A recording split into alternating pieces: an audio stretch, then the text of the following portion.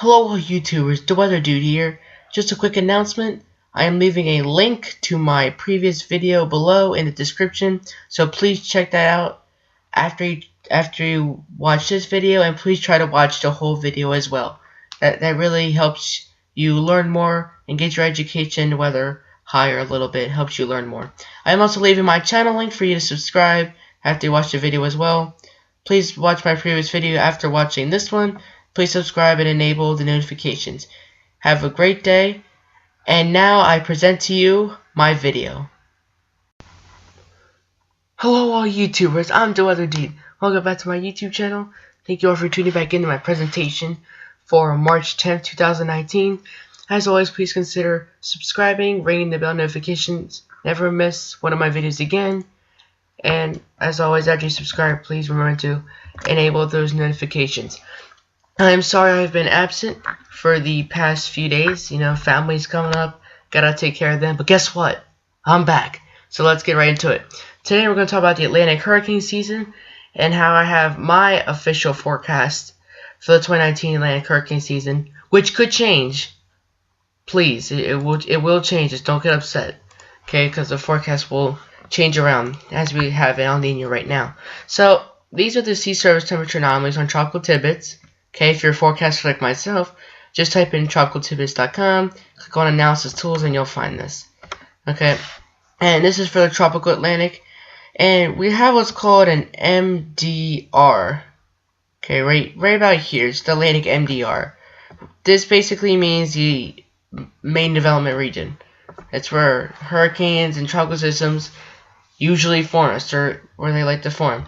And you can see right now, near, not right near the coast of Africa, it's really cold.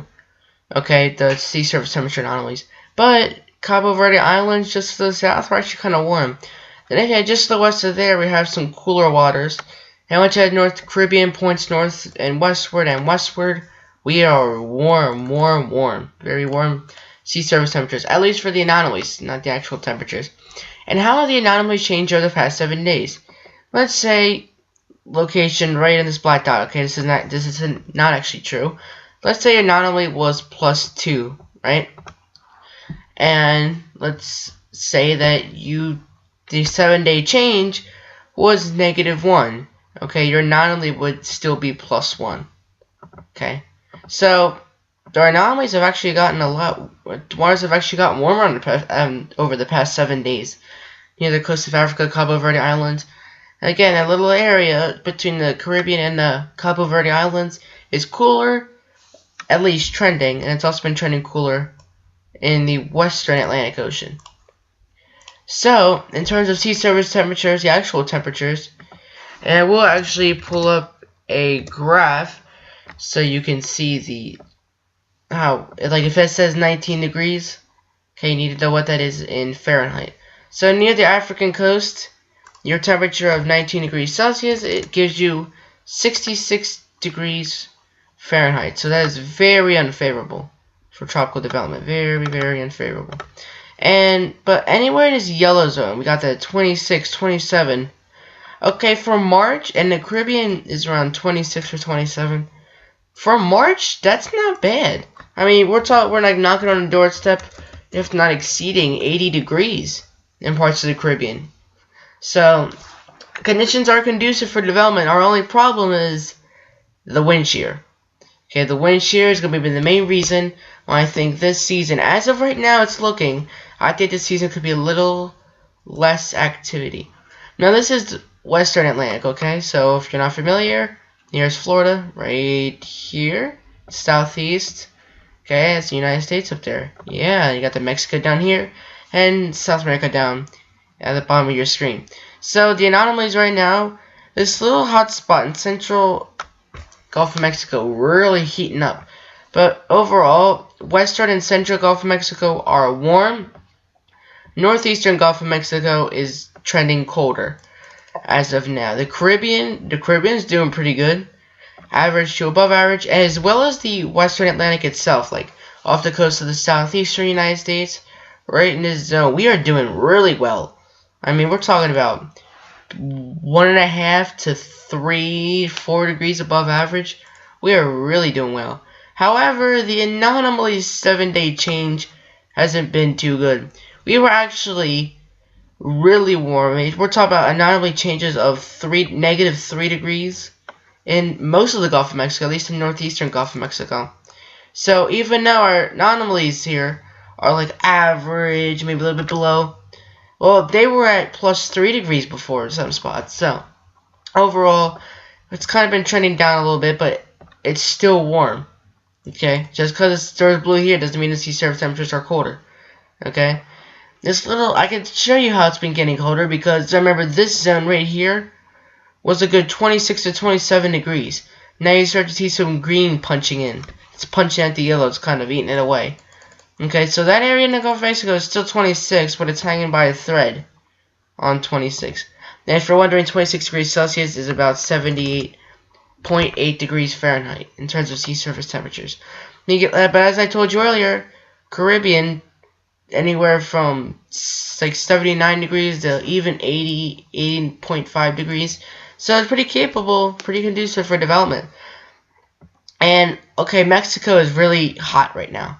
Okay, we're talking about like hundreds degree temperatures, like 100+ degrees. And the sea surface temperatures there in the Pacific are very warm. We're talking about 86 degrees, 88 degrees for the sea surface temperatures. Very, very warm there. And in El Nino, that's what it does. It warms that Pacific temperature up in terms of the sea surface temperatures. It heats it up. And as for a 2019 Atlantic hurricane season, you're like, well, you're saying it's below average activity, but you're saying that the sea surface temperatures are doing fine. However, what's the problem is the wind shear and the dry air, which I will talk about shortly. So you can see here's the El Nino still in effect. Okay, still got that high pressure sitting over southern Alaska, and that's going to bring that jet stream flow sailing in. Okay, it doesn't necessarily have to take a big dip like it does usually in the wintertime. Obviously, it won't do that in the summertime, but it will bring in a flow like this. You got the subtropical jet stream flow like that. Okay, so there'll be a lot of westerly winds. Okay, a lot of wind shear, a lot of trade winds. It's gonna knock over those hurricanes and help them not to form. Okay, so we're gonna look at some dry air outlooks and some wind shear outlooks, just to give you an idea of what the Atlantic is like. So here's the Saharan air layer. This is basically a dry air. Okay, if you see nothing here, that means no dry air. If you see yellow, it's kind of dry. Orange is moderately dry. Red, pink, and white is extremely dry. And you can see, as I've looked at this, there have been some gaps of not as dry air. Some gaps in the Saharan air layer that I've been noticing, which is becoming more conducive for development. Now, I know I kind of feel like a fool talking about the Atlantic hurricane season in March, but I mean, you got to do it. I mean, spring is knocking; it's around the corner. It's knocking on the door, so we gotta welcome it. The hurricanes. I mean, we don't want to welcome them, but they're gonna come, so we need to look out for that. But near the coast of Africa, that Saharan air is absolutely severe. Okay, so at like no system would ever go greater than a tropical wave. It might even break apart the tropical wave. Okay, that's so strong. A tropical wave is basically just a cluster of rain and storms before it could become a tropical system. That's what a tropical wave is, if you don't know what that is. Okay, Caribbean, the dry air in the Caribbean is not too bad. I mean, if you're like just east of Cuba, okay, around Puerto Rico, it's actually no wind shear. If like little to no wind shear. But like moderate, overall it's moderate to slightly high wind shear, not too bad, but you don't want that. I mean, not wind shear, excuse me, dry air. It's moderate to high levels of dry air, excuse me, not wind shear. But there is actually moderate to high wind shear as well, as a matter of fact. So in terms of the wind shear tendency in the past 24 hours, United States, central United States, we're like 100 knots of wind shear. That's like several hundreds of miles an hour. And you can see most of the Atlantic is anywhere from 50, 60, 70, even 80 knots of wind shear. Okay, that is not conducive for development at all. So what does an El Nino do for the hurricane season? Obviously, the Pacific has more activity.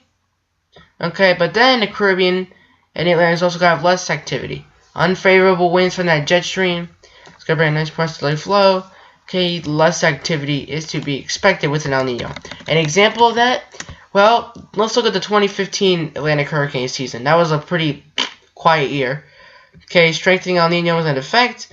We had the normal surface temperatures, right? Sea surface temperatures weren't too bad. Okay, they were actually might have been trending a little upwards. But then you had the stronger wind shear, which weakened the storms and made them fall apart. You might be thinking, well, why is wind shear so bad? Well, let's draw it out. We have a tropical system like this right here. Okay, especially like if there's the winds pushing the storm along. Okay, that's not bad. Okay, if they got a wind coming out of the east like that, or wherever the storm's heading, that's not bad. But the wind shear, when it comes from the north or from the west, it kind of digs into the storm. It scoots it up like a spoon going in the ice cream, and it kind of just dumps it out somewhere else. Okay, so if let's say there's like a hurricane right here, if this is your storm center, okay, and you got wind shear coming out of the south and west, you might have a lot of the rain bands all the way up here as opposed to near the storm center. Okay, when that happens, when the precipitation is far away from the storm center, that is usually when it's called a subtropical storm. When it's like that. Okay, so subtropical storms. Subtropical. Okay, because it's not really organized, it's not fully developed, but it has the potential to become fully developed. How was the 2015 Atlantic hurricane season? Okay, the outlook, and this has actually happened, 6 to 11 named storms, 3 to 6 hurricanes, 0 to 2 major hurricanes. And this was an El Nino year. This is just an example, okay? So we had a 70% chance of a below normal season, which did happen. Near normal was 20%, above normal was 10%. We did not have an above normal season at all. Okay, so now, the moment you've all been waiting for, my outlook. Okay? Again, this does say updated March 6th. Okay, I haven't changed the graph since then. Okay, so yes, I did update this. You can say just now. Just my last edit was March 6th. So, if you're asking, well, what are you expecting? I'm expecting 11. Ooh, let me pull that up there. 11 named storms to form, and on the right is my outlook, and the left is the average outlook. Now, I will have people like the Weather Channel and Colorado State University's outlook on here as well, but it is too early because they do not have their outlooks out yet. Only I do.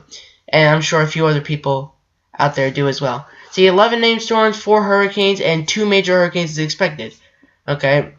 12 named storms, 6 hurricanes, and 3 major hurricanes. That is your average. Okay, so to make you guys feel better, I'm going to put right there March 10th is my update. So, thank you for watching my outlook for today. I hope you enjoyed. Please consider clicking the subscribe button and also ringing the bell notifications. Thank you for watching. I'm The Weather Dude, signing off till next time.